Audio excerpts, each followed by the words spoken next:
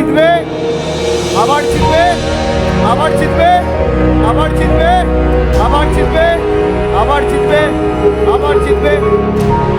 2011 সালের আগে এই বিনপুর, জামমনি, ওদিকে সারেঙ্গা, রায়পুর, উপরে মানবাজার, বান্দোয়ান কি পরিস্থিতি ছিল। সকালে বিকেলে মানুষ বেরোতে পারতো না, পুলিশ স্টেশনে তালা লাগানো থাকতো, আইন শৃঙ্খলা বলে কিছু ছিল না। রাজ্য সরকার থেকেও কার্যত নিষ্ক্রিয় ছিল। সেই জঙ্গল মহলে শান্তি প্রতিষ্ঠা করেছে আমাদের সরকার। বাম জমানায় মাওবাদী আতঙ্কে কাঁপত গোটা জঙ্গলমহল। সেই আতঙ্কের দিন দূর করেছেন বাংলার মাননীয় মুখ্যমন্ত্রী মমতা বন্দ্যোপাধ্যায়। বিনপুরের সভা থেকে এমনটাই দাবি করলেন তৃণমূলের সেকেন্ড ইন কমান্ড। বক্তব্য রাখতে গিয়ে তিনি বলেন, 2011 সালের আগে বিনপুর, জামবনি, বান্দোয়া, মানবাজারের কি পরিস্থিতি ছিল। মানুষ ঘর থেকে বেরোতে পারত না, পুলিশ স্টেশনে তালা লাগানো থাকতো, আইন শৃঙ্খলা বলে কিছু ছিল না। রাজ্য সরকার কার্যত নিষ্ক্রিয় ছিল। সেই জঙ্গলমহলে শান্তি প্রতিষ্ঠা করেছে তৃণমূল সরকার। একই সঙ্গে তিনি বলেন, নির্বাচন ঘোষণা হতেই বিজেপি নেতারা ডেলি প্যাসেঞ্জারি করছেন। কখনো ধর্মে ধর্মে বিভেদ, তো কখনো আদিবাসীদের সঙ্গে কুর্মীদের লড়াই বাঁধিয়ে আপনার অধিকার কাটতে চায়।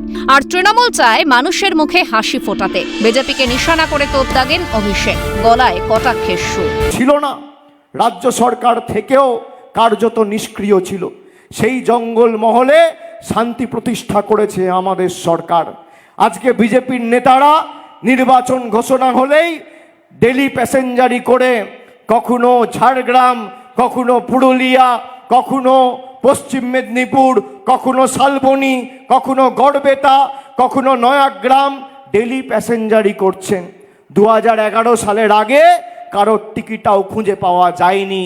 তখন লড়াই করেছে একমাত্র মমতা বন্দ্যোপাধ্যায় এবং তৃণমূল কংগ্রেস। আমাদের এটা মাথায় রাখতে হবে। এলেই করব, তাই করব। আর লোকে লোকে খালি ঝগড়া, ধর্মে ধর্মে দাঙ্গা বাঁধানো, ঝগড়া লাগানো। কখনো হিন্দুর সাথে মুসলমানের লড়াই, কখনো আদিবাসীদের সাথে। এরা আপনার অধিকার আপনার থেকে কাটতে চায়, আর তৃণমূল আপনার অধিকার আপনাকে দিতে চায়। তৃণমূল চায় আপনার মুখে হাসি ফুটুক।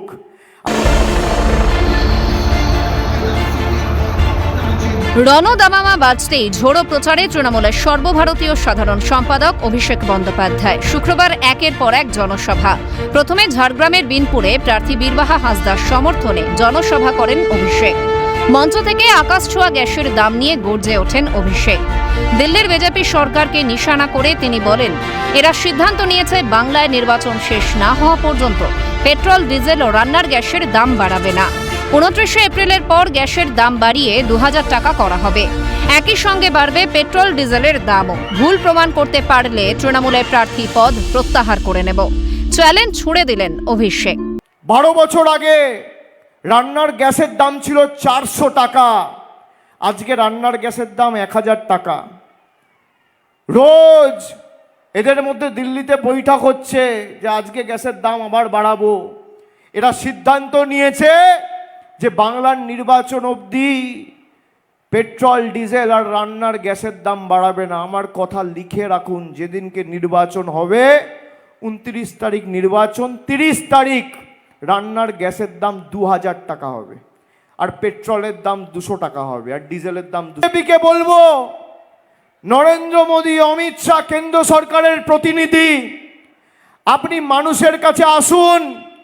মানুষের কাছে দাঁড়িয়ে আপনি কথা দিন যে রান্নার গ্যাসের দাম আগামী 5 বছর বাড়াবো না, পেট্রোলের দাম বাড়াবো না, ডিজেলের দাম বাড়াবো না। তৃণমূল প্রার্থী পদ প্রত্যাহার করে নেবে, এত বড় কথা বলে দিচ্ছি। সভামঞ্চ থেকে অভিন্ন দেওয়ানি বিধি নিয়ে বিজেপিকে নিশানা করেন তৃণমূল সেনাপতি অভিষেক। বলেন, বিজেপি গুজরাট বিধানসভায় 2 দিন আগে অভিন্ন দেওয়ানি বিধি এনেছে। অভিন্ন দেওয়ানি বিধি অর্থাৎ ইউনিয়ন সিভিল কোড আনলে সবচেয়ে বেশি ক্ষতিগ্রস্ত হবে আদিবাসী ভাইরা। আজকে 240টা আসন পেয়ে সংবিধান পাল্টাতে চেষ্টা করছে এই বিজেপি। অভিন্ন দেওয়ানি বিধির কথা এরা বলেছিল যে ক্ষমতায় এলে আনবে। আমার তপশিলি মায়েরা, আদিবাসী জনজাতি মূলবাসী ভাইয়েরা শুনে রাখুন, আজ থেকে 2 দিন আগে গুজরাটে অভিন্ন দেওয়ানি বিধি বিধানসভায় আনা হয়েছে। এই বিজেপি যদি অভিন্ন দেওয়ানি বিধি আনে, যাকে বলে ইউনিফর্ম সিভিল কোড, তাহলে সব থেকে বেশি ক্ষতিগ্রস্ত হবে আমার আদিবাসী ভাইয়েরা, বোনেরা। ভোট যুদ্ধে জিততে কি না করছেন বিজেপি প্রার্থীরা। ভোট প্রচারে গিয়ে কেউ দাড়ি কামিয়ে দিচ্ছেন, তো কেউ মানুষের চুল কেটে দিচ্ছেন। পাঁশকুড়ার সভা থেকে মা বোনেদের উদ্দেশ্যে অভিষেক বলেন, বিজেপি প্রার্থীরা প্রচারে গেলে তাদের দিয়ে ঘর পরিষ্কার করান, আর ভাইদের বলবো আগামী 1 মাস চুল দাড়ি কাটবেন না। যারা ভোট চাইতে যাচ্ছে 5 বছর তাদেরকে খুঁজে পাওয়া যায়নি।